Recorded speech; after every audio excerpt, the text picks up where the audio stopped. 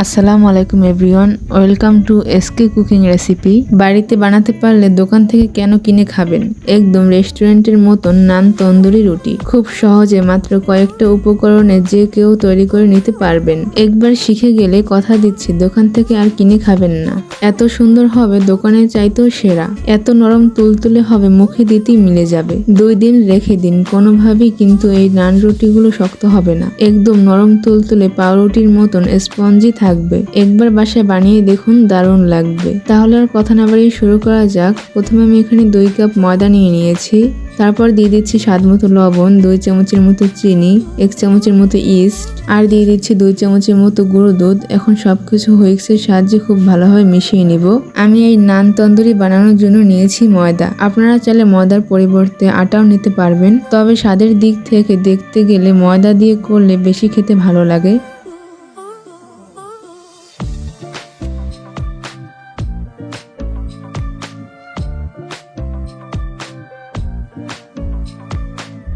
সব শুকনো উপকরণগুলো মিশিয়ে নেওয়ার পর আমার কাছে মনে হলো গুঁড়ো দুধ একটু কম হয়েছে, এই জন্য আরও আমি 2 চামচ গুঁড়ো দুধ দিয়ে দিলাম।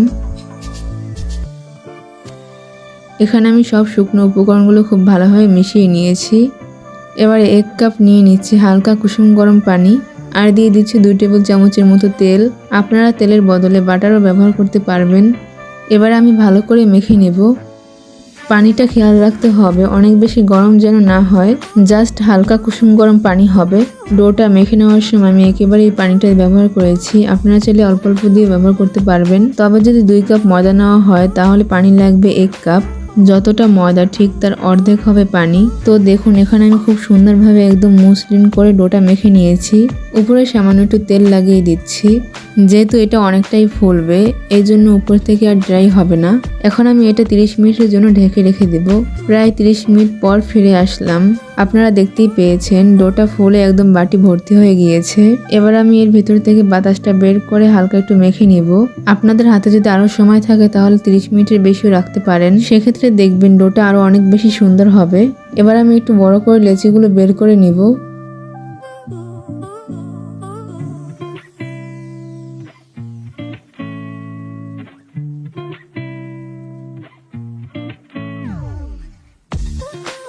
এবার আমি এখান থেকে একটি লেচি নিয়ে নিয়েছি। এবার আমি এখানে অল্প একটু ময়দা ছড়িয়ে দিচ্ছি। এবার আমি রুটির মতো বেলে নেব। আমরা যে নর্মাল রুটি বানাই সেটার থেকে একটু মোটা করে বেলে নিতে হবে।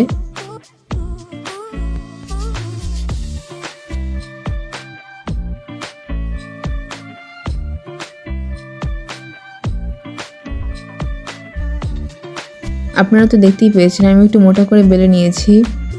এবার আমি একটি বাটিতে পানি নিয়ে নিয়েছি, তার ভিতরে সামান্য পরিমাণ লবণ দিয়ে খুব ভালোভাবে মিশিয়ে নিচ্ছি। এবার আমি একটি ব্রাশের সাহায্যে বেলে রাখা রুটির উপর দিয়ে দিচ্ছি। খুব ভালোভাবে পানিটা চারদিকে লাগিয়ে দিয়েছি। এবার আমি এই রুটিটা সরাসরি চুলাতে ভাজতে যাব। এর জন্য একটি তাওয়া খুব ভালোভাবে গরম করে নিয়েছি। এখন এই তাওয়ার উপর বেলে রাখা রুটিটা দিয়ে দিচ্ছি। এভাবে কিছুক্ষণ অপেক্ষা করব। কিছুক্ষণ অপেক্ষা করলে দেখবেন আস্তে আস্তে এটা ফুলতে শুরু করবে। এই দেখুন, এবার এই তাওয়াটা এভাবে করে উল্টে ধরতে হবে। গ্যাসের আঁচটা আমি মিডিয়াম থেকে একদম লো আঁচের মাঝামাঝি রেখেছি। আর এই নান রুটিটা ঠিক এইভাবে করে একটু ঘুরিয়ে ঘুরিয়ে সেঁকে নেব। যেহেতু পানি লাগানো রয়েছে দেখবেন এটা খুব সুন্দরভাবে আটকে থাকবে, খুলে পড়ে যাবে না। আপনারা দেখতেই পেয়েছেন অনেক সুন্দরভাবে রুটিটা ফুলে উঠেছে। এবার আমি এর উপর থেকে একটু বাটার ব্রাশ করে দিব।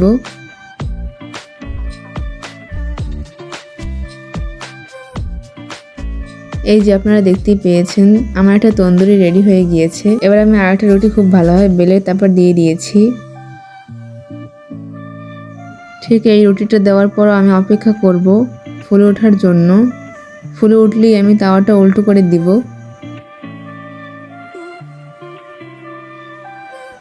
ঠিক একইভাবে ঘুরিয়ে ঘুরিয়ে সেঁকে নিতে হবে।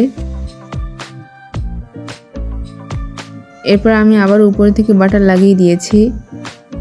ঠিক একইভাবে আমি সব নান তন্দুরিগুলো খুব ভালোভাবে ভেজে নিব।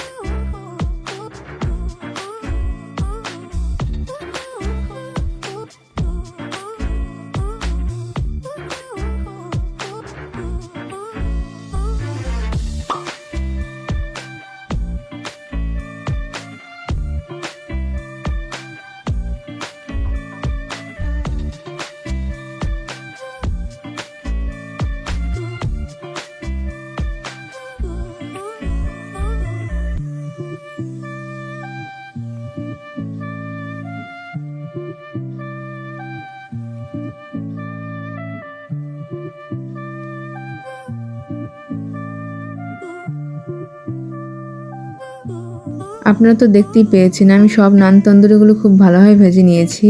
এই নান তন্দুরিগুলো খুব সুন্দরভাবে ফুলে উঠেছে। আর এই দেখুন কত সুন্দর হয়েছে, দেখতেও কতটা দারুণ লাগছে। কথা দিচ্ছি দোকানের চাইতেও সেরা হবে, দোকানের চাইতেও টেস্টি হবে।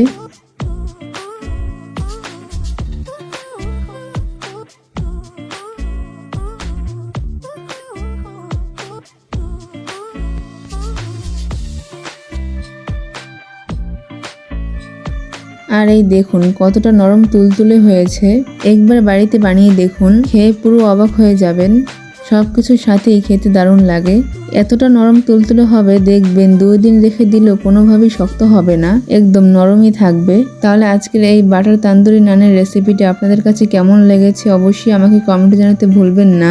আর ভালো লেগে থাকলে অবশ্যই একটা লাইক করে দিবেন আর সাবস্ক্রাইব করে পাশেই থাকবেন। বেশি বেশি করে শেয়ার করে দিবেন ফ্যামিলি অ্যান্ড ফ্রেন্ডদের সাথে। তাহলে আজকে এই পর্যন্তই, সবাই ভালো থাকবেন, সুস্থ থাকবেন। আল্লাহ হাফেজ।